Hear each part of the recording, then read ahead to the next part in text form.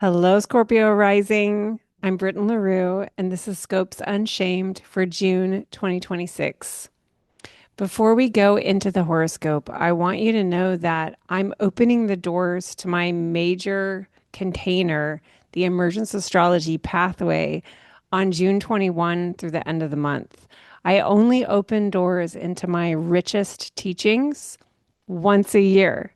So I'm inviting you to come in to the course page. You can click the link below and just explore.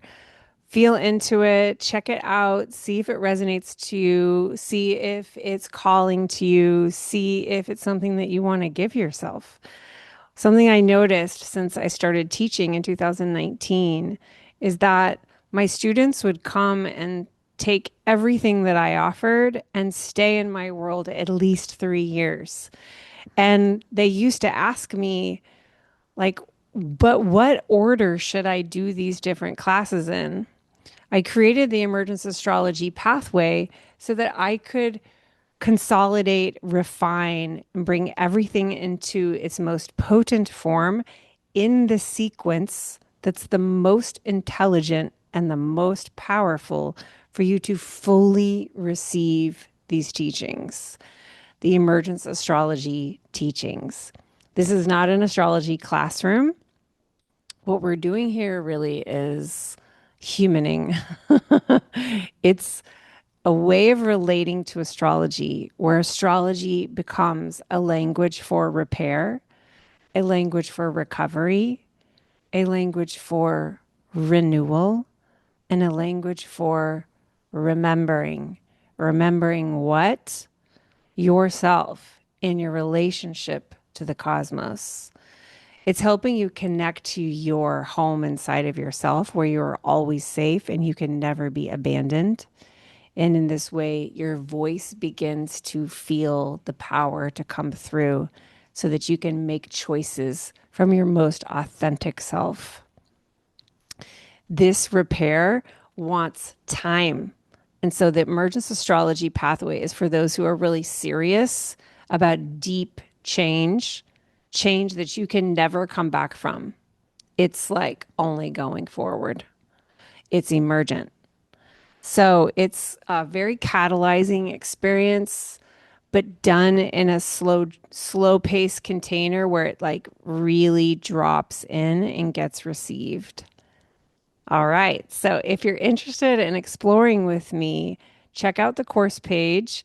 We open on the 21st. If you want to be sure that you don't lose touch with this, make sure you're following me on Instagram at Britten LaRue or on my newsletter. Link below. All right. Let's dive into June with you. So, something that I really want to focus on here at the beginning is that your chart ruler Mars, I follow traditional rulerships whereby Scorpio is ruled by Mars. Mars is moving through Taurus for most of this month for you and was since the middle of May. I'm like, what month? So, this is the house opposite your first house where you have your rising sign.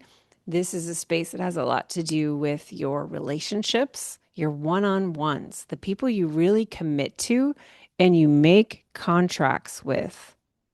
So I want to give you the heads up that you may be getting a lot of information across June that kind of pokes at you to really see the truth in some of the ways your contracts are set up so that you can come into present time with what you want in your contracts so that you can be most honest. You can be in the high sensation of honesty with the people that you're in committed relationships with. So this is not a problem. It's really important that now and then we step back and go, what is the what is these relationships? Like, what even am I doing? And Mars tends to poke, and sometimes it wants to cut and separate too. I'm just going to say that in case it comes up for you. But a lot of times, these what's getting poked at doesn't necessarily mean cut like the whole relationship away. It just may mean like cut out a certain agreement in the contract that you have with that person so that it can be more in alignment with who you are now rather than based on who you were when you previously agreed to that verbal or energetic contract with somebody else. Because we have energetic contracts with everyone we're in relationship, not just legal and written. So where we kind of like energetically agree to be a certain way with someone, or we agree to play a certain role with someone. And Mars may want you to notice that you're frustrated. If you notice that you're like, "Arr," that's like you sensing that something's not in truth with you anymore and it wants updates. So that may be very alive for you and you may be getting a lot of information there. So I'm going to say that up front. All right. We're mostly in Gemini this month and there's some action there. There may be a lot of action for you in like your inheritances or debts or your partner's money, people you partner with, spousal or business, their money things, their resources, their investments, like things like your how what you have is tied up with how what you share with people. Those themes may be bringing up a lot right now. There may be a lot of little shiftings that are happening. This is sort of like a realm of life we don't necessarily talk about with other people that openly, but it's still like a really big part of our lives. And so, where you have the vulnerability of being tied up with somebody else in whatever way, that those themes may have been getting a little shake up lately. And they also may just be very illuminated for you right now. So, it's vulnerable because it's like you're not totally in control of it. It's like the way you're bound up with others. And that also can include like the credit card company that you're bound up to in debt. Those types of things can come up when it's eighth house, is where you have Gemini. So there's going to be a new moon in the middle of the month, the 14th, and this will provide you an opportunity to like really get clear on where agency and authority does want to be for you so that you can feel more safe and secure in a realm of life where, in many ways, we can feel really unsafe and insecure because we're tied up with others. Um, yeah. And then the sun is going to be moving into Cancer. That's the 21st. So that's a solstice. We're entering a new season. And whenever we're entering a new season, there's like such a clear distinction between what we were doing and now where we're going. So you may start to feel like you're entering an entirely new trajectory because Cancer is taking you, Cancer is taking you into the next journey that the season has for you. And it's going to have different themes.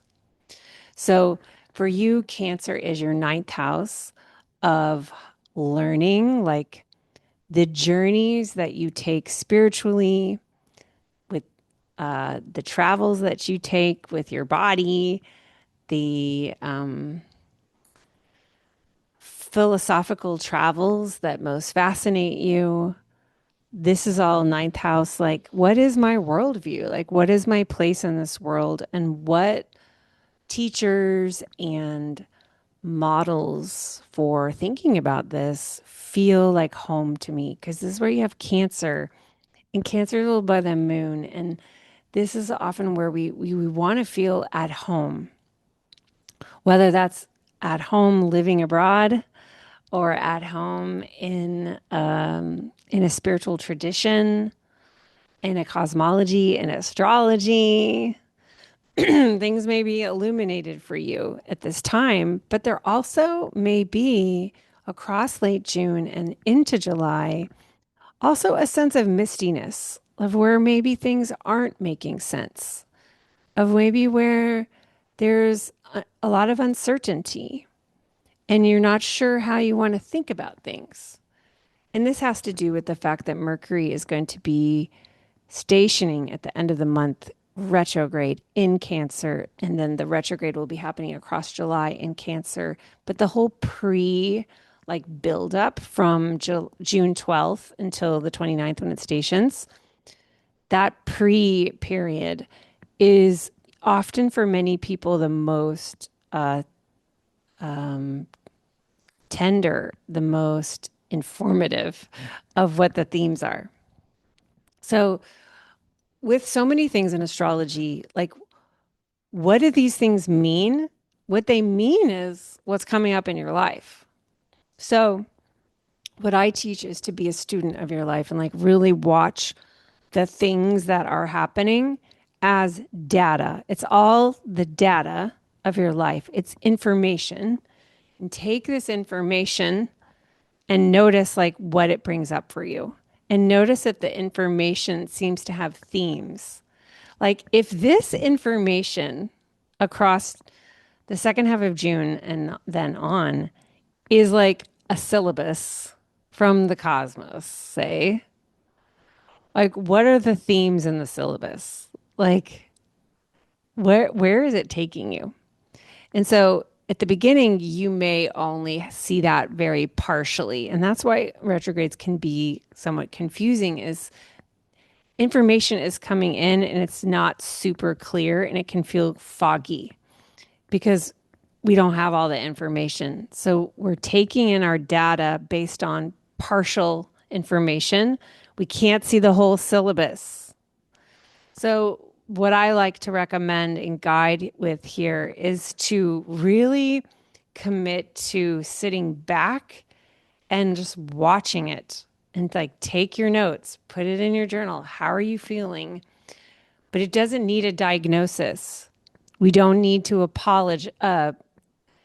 pathologize about what we're learning yet. Like just be with it, like field research. Make your conclusions when you have more data. So we're sitting with the data and noticing our relationship to the data, how it feels in our bodies. Do we feel resonant with what's going on, dissonant with what's going on, frustrated with what's going on? All of that is information. So if you can stay with it as information, you are like winning at retrogrades because the point is to not react, to not be urgent, to not pathologize, to not shame, to not try to push the discomfort away by like doing something. The goal here is to be a listener and a student to the data.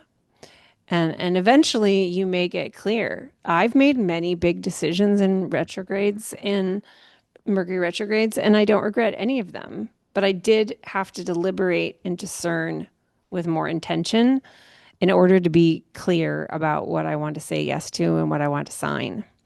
So those are some of my suggestions. I hope it's a beautiful month for you. Yeah. Thank you so much. And please be sure to check out the course page for the Emergence Astrology Pathway. I would love to have you. Let me know if you have any questions. All right. See you there. See you in July.